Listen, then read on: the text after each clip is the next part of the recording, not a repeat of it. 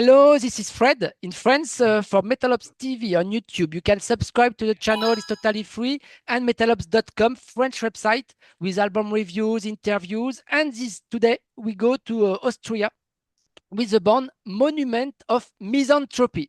It's the first time I interviewed you. Hello, guy. So what's your name?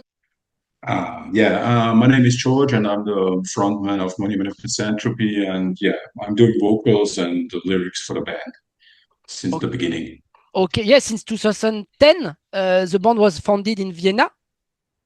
Yeah, exactly. Yeah. It was an idea first, just to make a studio band or one-man stuff, but it grew into a real band, and so after a while and a few lineup changes, we ended up in this new lineup, and we've recorded a fourth full length right now, and it's called Washington State Charm.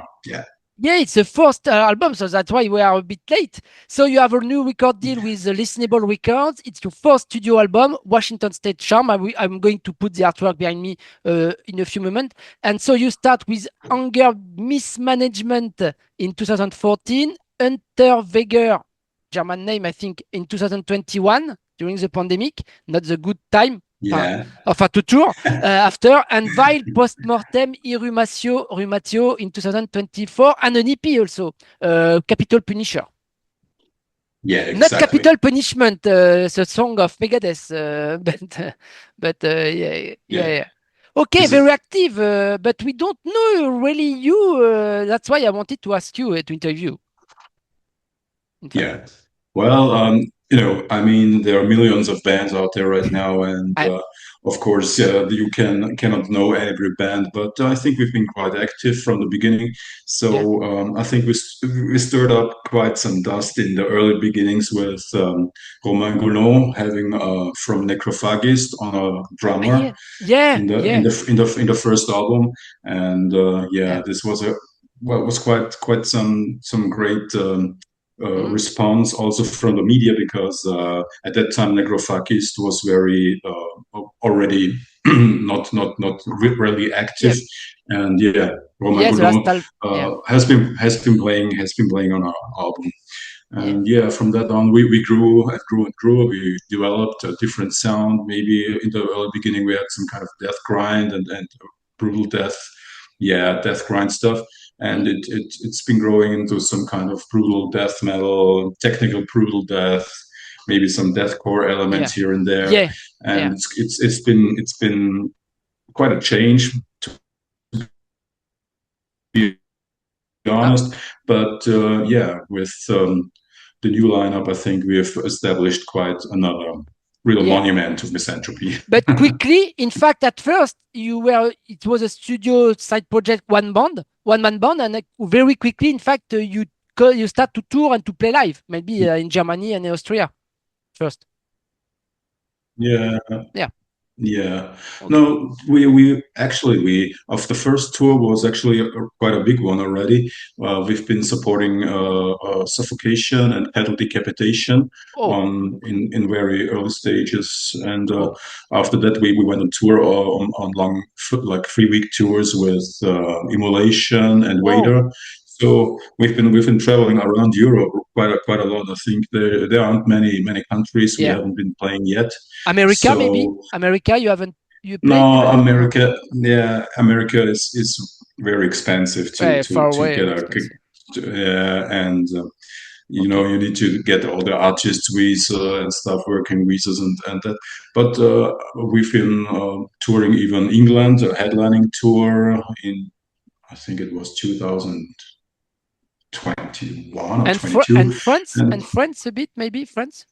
We've been flying France also on the long nightliner tours with Immolation. We've been playing Paris 2 times, Le Petit Bain, and also next to Moulin Rouge. La Machine.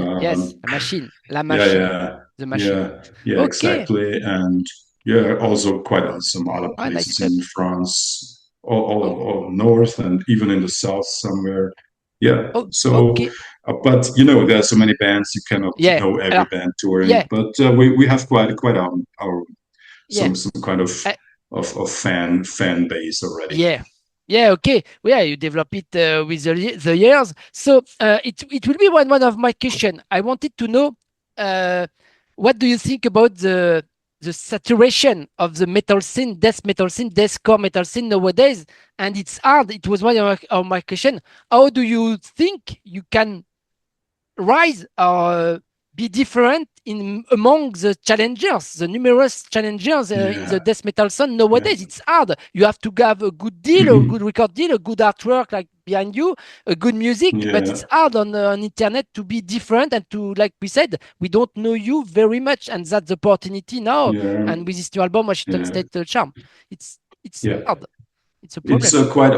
I mean, there is. I mean, you have to decide first what you want. I mean, do you want to live from it, or don't you want to live from music? So I mean, nowadays you cannot live from making music, especially not death metal, because it's a very small Nergal from Behemoth genre. Nergal from Behemoth says that. So we decided more or less to stand out a little bit with technicality and fastness, but also with brutality, and I mean also the concepts is now some kind of trademark, because we are now, this is our third album with a serial killer concept, and the first one was about an Austrian serial killer. It was about Jack Unterweger, and the second one was about Ed Kemper, and now a third one is about Ted Bundy. So this is quite a concept within the concept, So the concept is to have some kind of steadiness and brutality, and also a little bit trying to be edgy and also push the boundaries of edginess. So sometimes we have already reached the ceiling with edginess, so we have to be careful, because nowadays, people are very careful about brutality, and you cannot show everything. So we also had to change the album cover, because it wouldn't have been able to put this cover, which is behind me, on Spotify and other streaming services. So yes, I think it's something like standing out with our craft, what we can do, like technicality and like great musicians in the band, and also brutality as the concept of showing the humanity, the brutality of real true crimes. It's always more, how shall I put it? It's very shocking to know about what people do to each other in reality, and not just fiction. Yeah, but that's why in the past, Cannibal Corpse always made that with paintings, because not to be too much censored. Sometimes they were still censored in Germany, but with the cover artworks, but it's only drawings, paintings, and art. But that's all. It's just a painting. But because if they have real photos, I can see. I have a problem, for example, on Facebook with Exhumed, the new stuff. The interview is online, but the cover artwork was censored on our Facebook social network. So we just put the thumbnail of the video with just a photo with a band and a small jacket of the new album, because it's blocked. You have to be very careful at the moment. Otherwise, you lose your channel.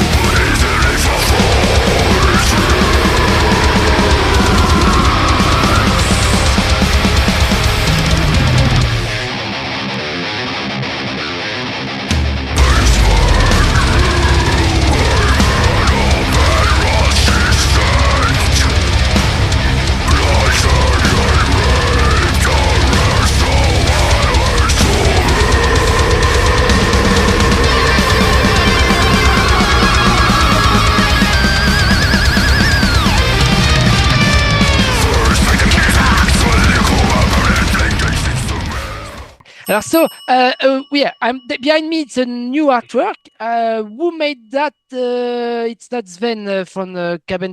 Who made that exactly? The new painting. It's the new painting was done by Atmo Fate. It's an Asian artist, Yeah. and yes, and Yeah. he has been also has been also doing some layout for a T-shirt we had before that for the Unterweger album, the Demon of Graz T-shirt. He's been doing that one, and he's quite a very talented person, and I think he made a quite interesting cover.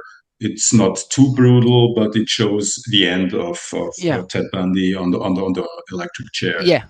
We're going to speak about that. So, who made that? It's Fatur and Andrei Talenko, no?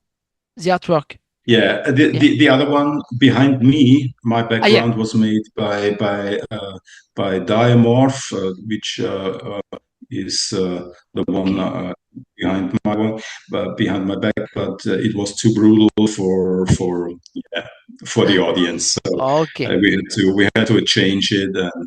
But anyways, the music is still brutal enough, so I think it's not a problem to have it more convenient for the mainstream media. Yeah. Okay. Alors, so maybe we'll have a T-shirt. Merchandising, merchandising, yeah. It's very important for the bands. Huh? We so often say that it's like that. You have money incomes with the merchandising. It's important, not the sales of the CDs. Okay. Before to speak more about the music, so the album is called Washington State Charm. It's available on end of June on Listenable Records, French label. I wanted to know before to speak about the music, the concept. Yeah, the record concept. It's about Ted Bundy, the serial killer in America. But if I'm right, I didn't prepare that. I don't remember if I'm right. It was not Ted Bundy who influenced and inspired a bit Jeffrey Dahmer. It was that. It could be, there are many things that documentary about that, but I don't remember. Yes, maybe you've read something about it because I once mentioned I was influenced by McCabe, the band McCabe. Chicago, from Chicago. They made an album, Jeffrey Dahmer, White and Black. And they made this Dahmer album in the 90s, I think. 2000, on MONUMENT Records. Or 2001, And I've got it. I remember myself, I've been like 26 years younger at that time, and when I heard this album, this was like, wow, this is really brutal because this is real stuff. This is not fiction. This is real stuff, and it was really eerie. I had my goosebumps when I've been reading the lyrics. And and I remembered about this later on, and I think it's quite an interesting concept to make an entire piece of art about the life and death and the ending of a serial killer. So it's pretty interesting to also come tell the story from a psychological view, with all the upbringing and the childhood, which sometimes is very complicated with all the serial killers. And which is leading to some improper behavior and psychotic events. Slayer made a song also on the album Divine Intervention, the song 213. It was the name of the number of the flat of the apartment of Jeffrey Dahmer. Yeah, exactly. Slayer, right? And Slayer, and Divine Intervention 213. But we are here. And also Dances with the Dead, I think was about.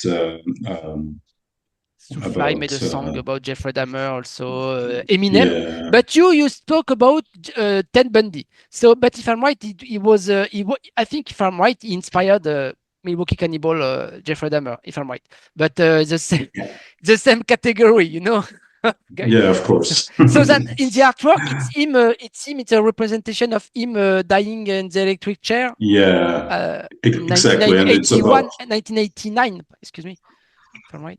Yeah. when he died. Something like that. Yes, Yeah. I have to look. But why did and he was executed in Florida? Yeah, in Florida? Yeah. Okay. Why did you choose this topic? Because in fact, like we said, and we quote, it's a very common topic in metal music.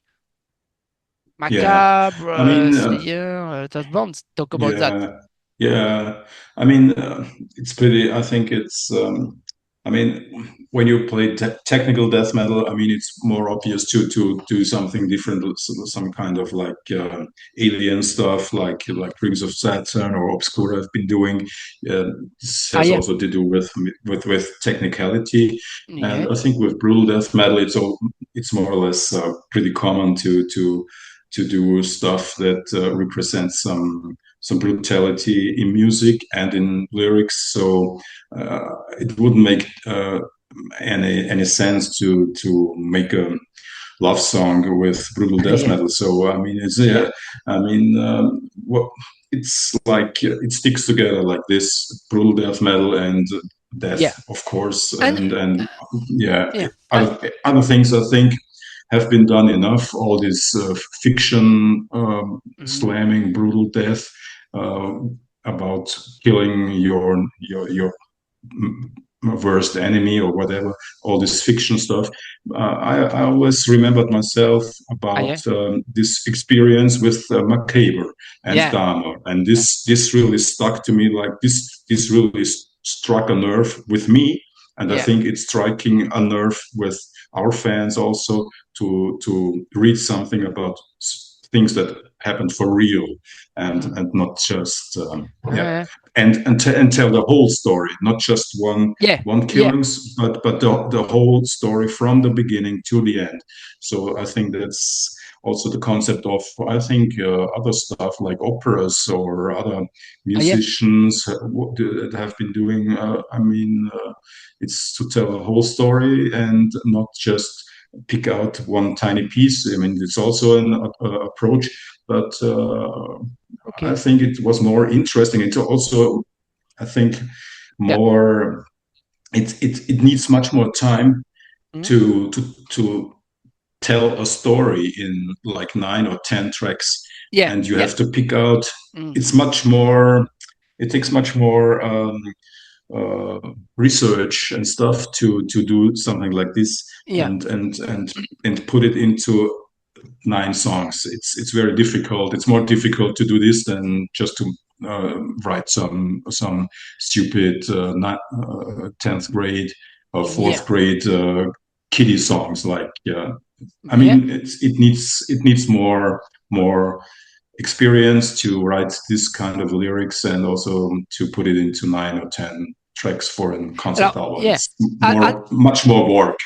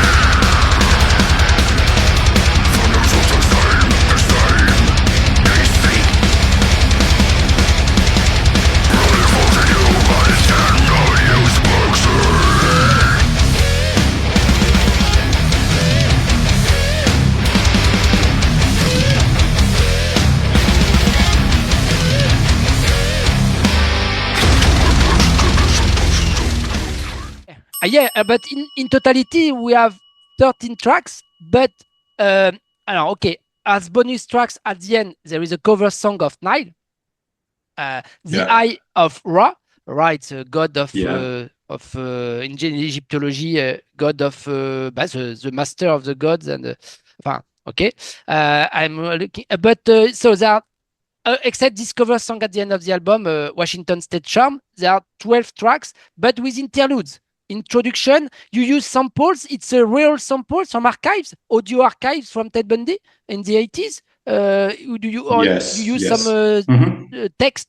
We can hear the voice, and sometimes in the first track, in the fifth track, in the 11th tracks, you used to some interludes and before To build up between two songs. some tension, yes. Yeah, so it's And also real archives, real audio archives.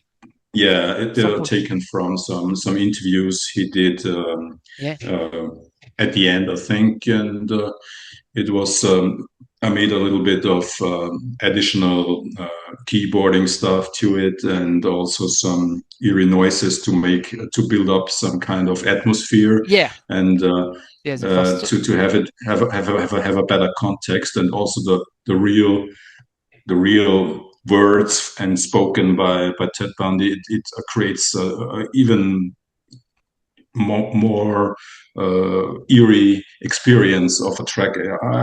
I imagine myself sitting in my sofa and listening to the album, and then I hear Ted Bundy's voice whispering in my ear, and thinking about what he's been doing.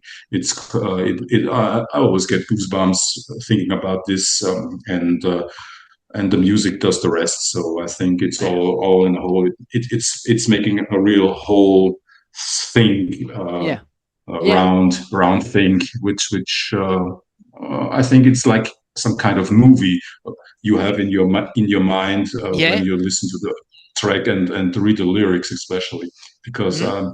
Of course, I've been writing the lyrics, so I'm very keen on people reading them. Yeah, because I think they add a lot to the music too. Yeah, the lyrics and the meaning of it. Yeah, in the concept, it fits very well.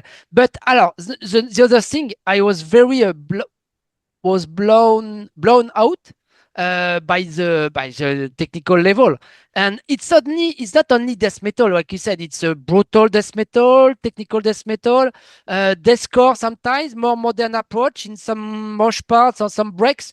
Very surprising, and the leads, the guitar leads, and the vocal performance. It's very dynamic album, very rich, high level. So. You worked a lot. You worked a lot. It's a very but we can note influences: Necrophagist, Morbid Angel, for example, on the song "Strapped to the Throne." Maybe I think it's very heavy stuff with a bit like the voice of the clear voice of David Vincent from Morbid Angel of God of Emptiness. Sometimes there are guitar riffs. Black metal with 1 year check, something like that. The introduction very at the guitar tremolo, a bit. It's very influenced, very rich, and very dynamic in musically, vocally. You never saw, you never. The danger comes, but you never know. I like that when you discover it's not monolithic. It's not monolithic. Some surprises. It's not monolithic. So you worked a lot, and musically the level is very high. With the guys, you rehearse a lot for the pre-production and to the composing and the recording. Yes. Did you work? I think we had like 1 year. We didn't have too much time because actually we got signed by Listenable quite a few months after our last album. So of course Listenable was expecting some new stuff pretty soon. So there wasn't any pause in any kind, in any way. So right after our last album, right after Vile Postmortem Irrumatio, we just went writing new songs and build up this new album. So yes, it was pretty tense, but I like pressure because you got the pressure. And when you get pressure, you do best. Yeah. Sometimes more quickly, and a few words about the song. It's one single out, if I'm right, the 1974 PNW Spree. Tell me more about this song. It's the first single from the album Washington State Charm.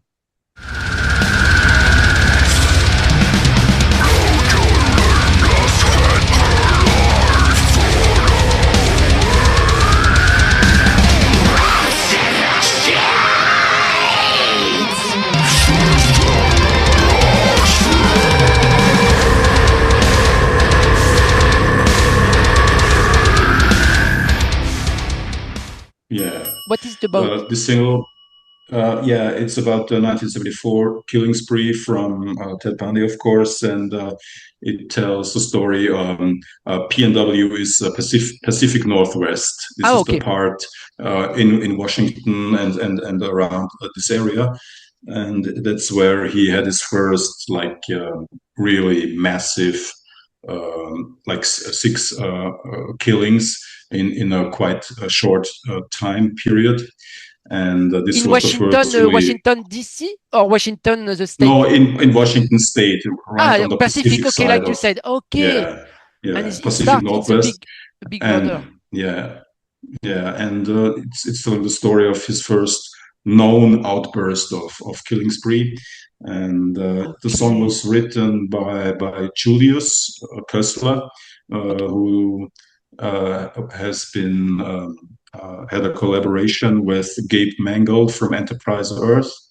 You know, Enterprise Earth is quite some big name in the brutal deathcore scene in America. Yeah. And Gabe is also playing for Devil Drive, I think. Oh, okay. New album out soon. Okay. Yeah. So Gabe has been adding a guest solo on this track, and it's quite massive. So so this was also a very nice adding to this track, and I think it's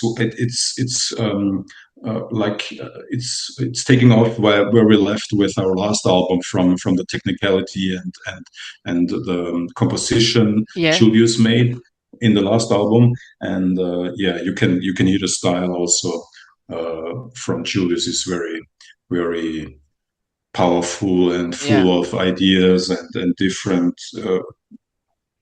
directions, and then you think, okay, it's over, but now then it comes. So it's quite a nice song, I think, and I think it's been accepted by the fans pretty nicely. I think we have already almost 90,000 clicks on this track right now. The music video is very intense, and that's what we've been looking for, and we're very happy at the moment. Yeah, there are a lot of guests. Mendel Bijdelage from Belgium, from ex-former Aborted, Johnny Ciardulo, Angelmaker Carcosa, Gabe Mangold from Enterprise, like Enterprise in Star Trek, Earth, and Hal Microutsicos from Engulf. Yeah. Exactly. And also Jean-Jacques Moréac from Misanthrope has been adding a bass guitar. Jean-Jacques Moréac, French. He's been playing bass on the Nile track, on the Nile cover, and the Axo Blade, no, the Chi Omega Blood Rage song, Chi Omega Blood Rage. I can't hear you.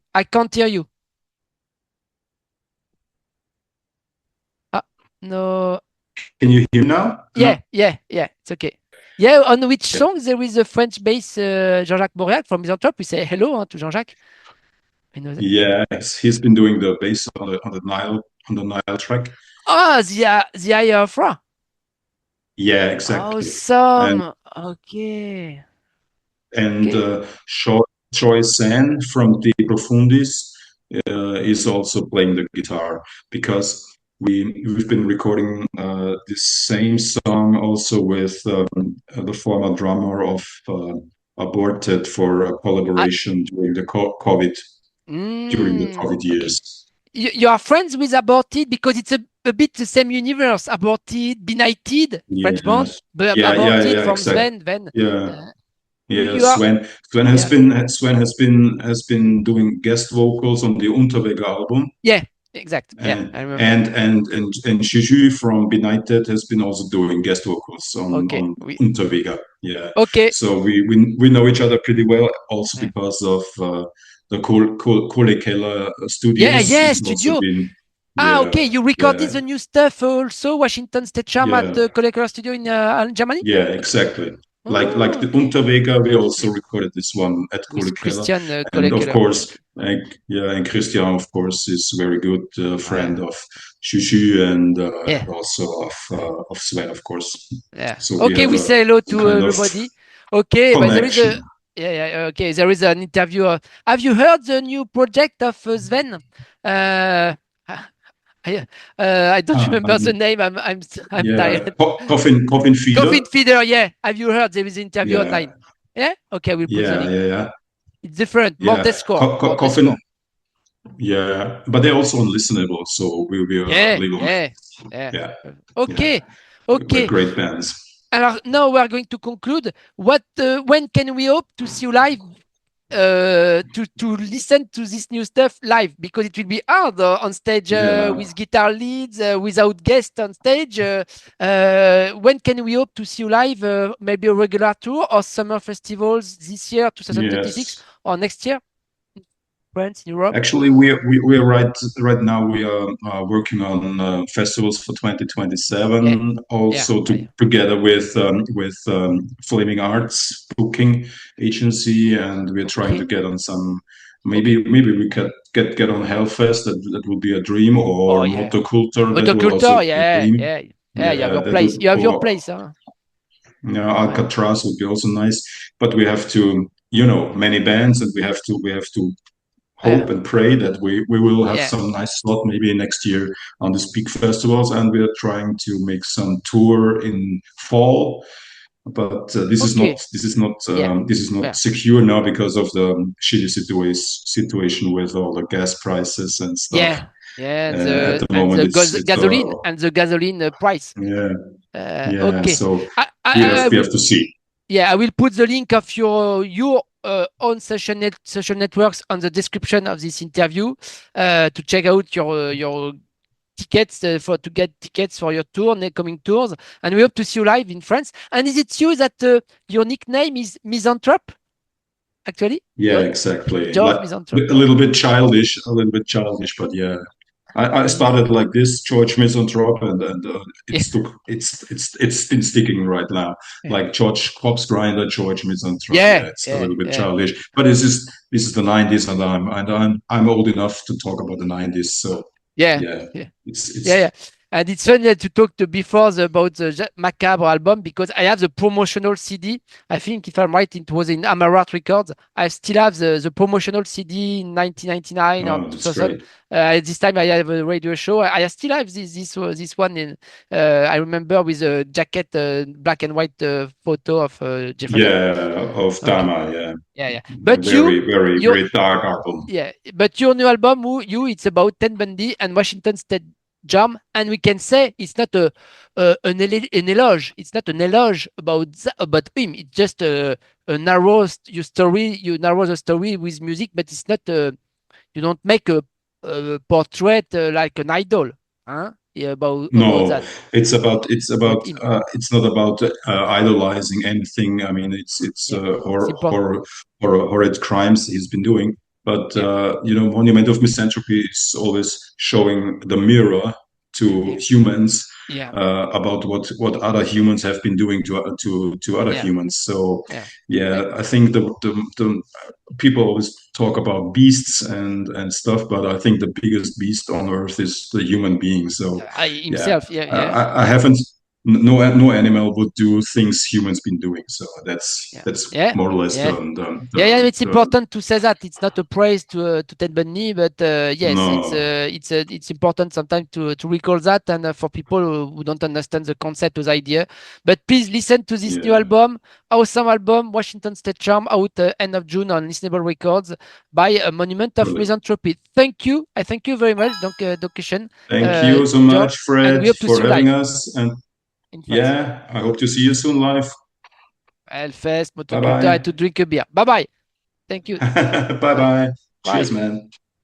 Bye-bye.